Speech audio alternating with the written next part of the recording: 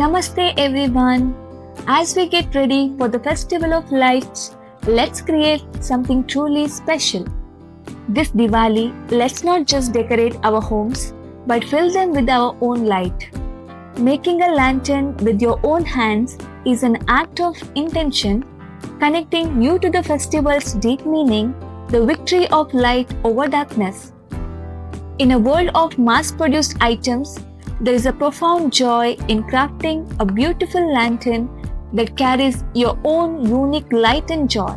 This project doesn't require any special skills.